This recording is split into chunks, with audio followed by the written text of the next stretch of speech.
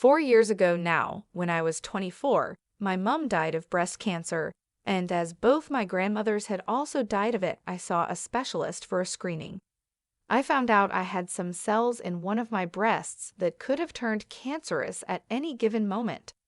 I was told I had a few options. I could have regular screenings every 3 or 4 months until it does develop into cancer. I was told the risk of the cells becoming cancerous was very high due to family history, but it could also potentially never could turn, so I'd just be getting these screenings for no reason.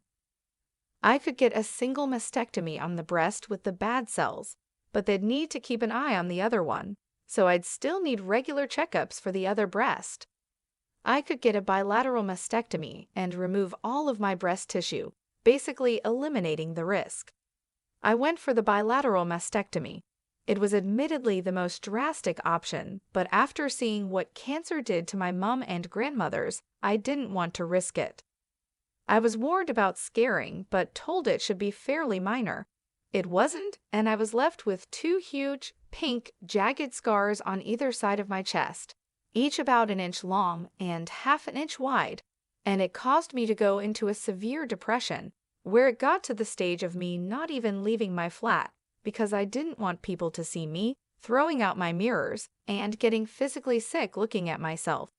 I went to a therapist who suggested a plastic surgeon. The therapist said they'd never normally do that, but it was clearly something I was struggling with, and I might never get over it. And the therapist could see why I struggle with it. Although I'll admit the therapist did send me to ask about scar reduction. The plastic surgeon suggested a cream, a laser, or implants. The cream didn't work, and the laser was both expensive and risky, so I went with the implants. My natural boobs were an F cup, so I went with a slightly smaller DD. Since then, my mental health has improved, and I feel a lot better about the way I look. My confidence has gone up, as has my self-esteem.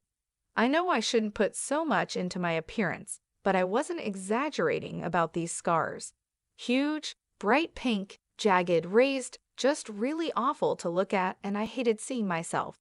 And they are now nicely hidden away, and you can barely feel them. In the present day, I'm 28 years old and working in an office. I'm doing a lot better than I was. My coworker Jill found out I'd had a boob job, but not about the cancer thing, when myself and my friend from years before the mastectomy were planning a holiday, and she made a joke about me going on a plane with my implants, and Jill overheard. By the end of the day, the entire office knew I'd had a boob job, but not why, and half a dozen people confirmed Jill had told them. Over the next few months, Jill made many jokes and comments about my chest to coworkers when I was in earshot, at one point saying I had more plastic than Barbie and calling me fake in 2 ways. I didn't hear this one myself, but a friend in the office told me that Jill had at one point referred to me as a sack of silicone. What her problem was exactly, but at one point she mentioned the NHS, so I assumed Jill thought that I'd got my tits done for free on taxpayer money. I'd gotten the mastectomy on NHS, but gone private for therapy and implants. I asked her to stop more than once, but unfortunately the places I'd talked to her were places like the lift and the women's bathroom, where there weren't any cameras, and Jill just kept making comments no matter how often I asked her not to. I wouldn't say it was every single day, but I heard at least 3 comments per week for 3 months. I hit my breaking point when me, Jill, and a few other coworkers were having lunch. I referred to something as being shallow, and Jill said, "You'd know all about being shallow," while gesturing to my chest.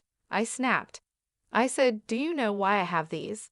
A few years ago, the doctors found potentially cancerous cells in my breast tissue. I was advised to get a mastectomy and was left with huge, ugly scars on my chest. I went to see a therapist who sent me to a cosmetic surgeon, who advised me to get implants to hide the scars, and I did just so I could look at myself in the mirror without crying. So maybe next time you want to judge someone for having cosmetic surgery, you should ask them why they had it first. And feeling like that was a mic drop moment, I picked up my food and left. For the rest of the day, I had about 1/3 of my office come up to me and offer support, and the rest tell me that Jill was just joking around and I was being a bitch. I replied that Jill was being a bitch long before I was. I then got an email from HR saying they wanted to talk to me the following day, and when I called for clarification, they mentioned a hostile work environment. Note: this is apparently an American term and holds little weight in England, but it's what was said over the phone. I knew the person who signed off the email, and I'd spoken to. Her name was Debbie, and she was Jill's friend in HR, so I was fairly confident on who had reported me. I realized that if this was already being sent to HR, I needed as much ammunition as possible, so I went about collecting my information. As Debbie had dealt with me so far, it was safe to assume she would be the person reviewing the complaint with me, and if that was true, I was fucked. However, I vaguely remembered a section on complaints that was in my contract when I first signed with the company. I flicked through the contract, and there was a part in complaints section that said I was contractually allowed to request a change of reviewer if I felt my allocated reviewer was biased. It was called an impartial overseer. I photocopied the page and highlighted that part. Then I messaged the people who had offered their support over Facebook and said basically, HR have asked to see me. Do any of you remember Jill insulting me to your face, and are you willing to write and sign something saying what you heard and when? Not everyone was willing to help, as Jill is somewhat feared in the office due to her befriending HR and management, but about 20 people were willing to help me.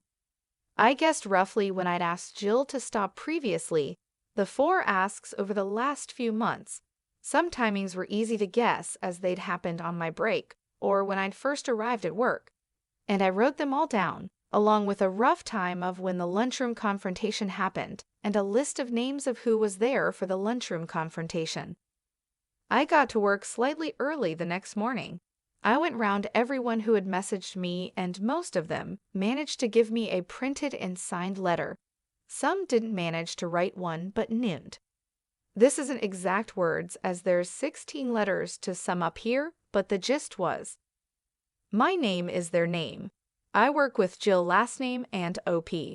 On date, at time, approx, I spoke with Jill last name, during which she referred to OP as quoted insult. I felt this was inappropriate as it directly related to OP's appearance, and am willing to go on record further to establish that Jill last name has been discussing OP in the workplace in the same manner for 3 months now, causing me discomfort and creating what I feel is a hostile work environment. Signed their name. I wound up with about 16 letters, all from different people, and one of them was in the lunchroom for my conversation with Jill. Some even had bullet-pointed lists of everything Jill had said to them about me or other people. As it turns out, Jill has issues with a lot of people's appearances. She apparently made comments about one coworker's weight and something anti-Semitic about a different coworker's nose, all of which were put in these letters. There are about 45 people in the office, so while 16 wasn't a majority, it's still a decent amount. The letters weren't hugely long, most were only a paragraph, but they had all the necessary information. I was asked to come to HR at 10 a.m. I took the letters from coworkers, the photocopy of the page in my contract, and my dates and times in a little folder with me. I got there and Debbie was the one overseeing the interview. She got up from her desk, ready to lead me into another room. I immediately turned to the other HR worker that was currently there and said, "So is my meeting with you then?" Debbie said, "No, you're with me." I replied that this wouldn't sit well with me, as my contract states I have a right to an impartial overseer, and as I said this, I took the contract page out of my folder. Debbie read it. I wouldn't let her take the paper when there was a shredder so close by, and said she could be impartial. I replied that I really didn't mean to be a pain, but I had it on good authority that the person on the other end of this complaint is her friend, and my contract does say I'm allowed an impartial overseer. Debbie stomped off to get supervisor.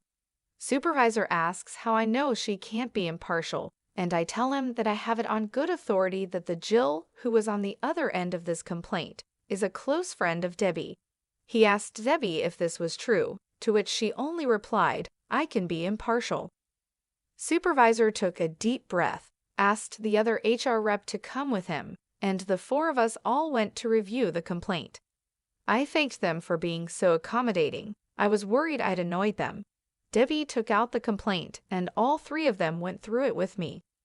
Debbie looked homicidal the whole time the interview was happening, as she had clearly anticipated firing me, or at least recommending me being fired. The interview went something like this. It took like over half an hour, and they kept asking me the same questions but phrased different ways, so this is a really drastically condensed version. Q. You said outside that you think Jill last name reported you. Why is this? Jill has had an issue with me for about 3 months now. Q. Why didn't you come to us when you realized Jill had an issue? I had no issue with her. Q. What issue does Jill have with you? 40 years ago, a specialist identified potentially cancerous cells in my breast tissue. I had surgery to remove my breast tissue, thereby removing the cells and the risk. After the surgery, I was left with large scars on my chest. I went to a therapist for low self-esteem and depression. The therapist suggested a plastic surgeon who suggested breast implants to cover my scars. All of this is in my medical history, which you have a copy of in my file and my full permission to review. Jill found out about my breast implants but didn't know about the cancer. Jill had a problem with my breast implants and decided to communicate this problem to our coworkers. Q. Why do you feel this is true? Here's 16 signed statements, all from different coworkers, all testifying that Jill told the entire office I'd had breast implants on the day she found out, and has since made comments about these implants frequently. They have quotes of what Jill said to them about it and rough dates and times. Q. Rough dates and times? No one knew this would be escalated to such an extent, so no one really took notes as and when it happened. Q. What event or events do you think directly led to this complaint of harassment? For me, harassment began when Jill told everyone about my breast implants without my consent, but as to the complaint placed against me, it would probably be what happened at about time yesterday in the lunchroom. Jill made a comment about me being shallow while gesturing to my breasts, and I replied by giving her an abridged version of my relevant medical history and ending with a comment about the importance of getting the full story. There are cameras in the lunchroom, so I'm sure you'll be able to find that conversation. I'll admit I could have handled the situation better, but after 3 months I felt I had to put my foot down. Here's a list of names of people who were also present. There were 6 people at the table, including myself and Jill. One of these people is also in those letters and has written their account of the conversation and signed it. Q. Had you had a conversation with Jill prior to this regarding her comments about you? Several, spaced out over the last 3 months. Each time I communicated to her that I felt uncomfortable and upset with these comments she was making and would appreciate it if she were to stop. Q. To your knowledge, was Jill made aware of your former cancer at any point in this time? No. It wasn't mentioned in the conversation with my friend she overheard, and I didn't tell her because, frankly, it's none of her business, and I did not feel the need to detail my medical history to a coworker in order to avoid further sexual harassment. Supervisor stands up and says, "Well, I think we're done here." He shakes my hand and sends me back to my desk, saying that I'd hear from them after they review the evidence, letters, CCTV, medical history, and anything they had already, and made a decision on the case. I got back to my desk, pulled up my CV, and prepared to start the job search again. About an hour goes by, then the person who wrote the letter and was there for the lunchroom conversation gets called for a meeting with HR. They come back 10-ish minutes later. The other people who were also there for the lunchroom conversation get called one by one, except Jill. All of them are gone for about 10 minutes, then come back, find a coworker, and say that HR wants to see them. Then the people who wrote letters but weren't there yesterday are also called one by one and are each gone for about 10 minutes each, some longer, some shorter. By about 3:30, it looks like everyone who wrote a letter or was there in the lunchroom has been interviewed. Then, finally, Jill gets called in. She's gone for about 30 minutes and comes back fuming. She glares at me while I work, but I ignore her. 4:30-ish, Jill gets called into HR again. 5 p.m. rolls around. Everyone is either leaving or getting ready to leave when Jill storms back into the office. She glares at me the whole time she packs up her desk. She then starts telling anyone who will listen that I got her fired before shoving her way onto the lift. An email comes in from HR. My case is closed.